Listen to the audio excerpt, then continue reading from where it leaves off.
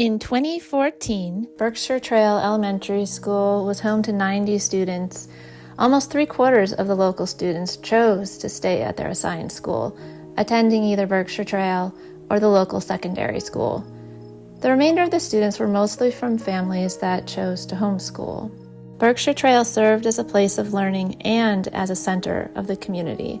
This is often the case in small towns, where the school is the one place where residents can count on seeing neighbors and family friends of multiple generations. In September 2014, the school year began with an incredible amount of energy as volunteers and staff improved the school garden and received a large grant to build an outdoor learning space. At the time, Brian Gilman was a veteran teacher at the school, and his 3 children were enrolled there. According to Brian, Berkshire Trail was a beloved and vital school. In the middle of that year, the school committee voted to close the school. A few months later, the students and teachers left the building for the last time. Things rapidly changed for both the families and the taxpayers of Cummington.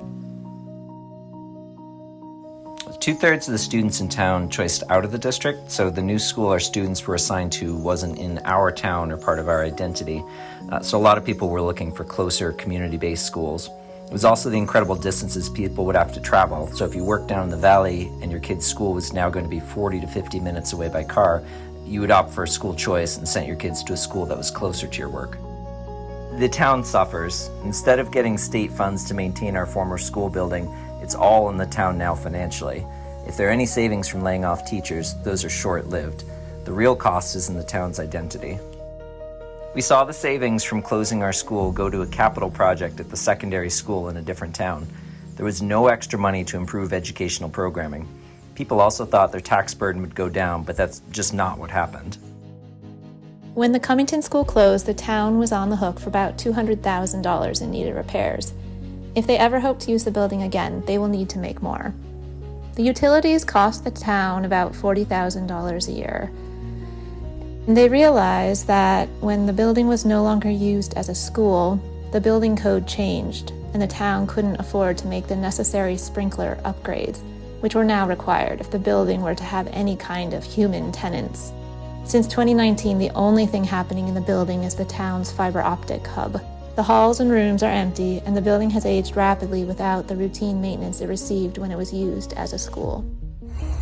The school was the hub of the town, and without the school, we no longer have that hub of our community. And this was a garden. You can't see it, but there is actually a fence around it, and there were vegetables and some flowers growing inside. So when a school closes, you lose the center of your community, and it's a vicious cycle. We've had very few families with kids move into our town since the school closed, so we've ended up with more second homeowners in town. They don't live here year-round, which means they only spend money in our local business the few weekends they're here, and they aren't up for joining the volunteer committees that keep our town running, which makes it hard to make our town feel sustainable. I just don't think people understand how important having a school is to towns like ours. If we could be students of history, what lessons would we learn from what happened in Cummington? As informed citizens, would we claim that it won't be like that for us? Or would we take a thoughtful look at our reality, work together, and demand better for our schools, our towns?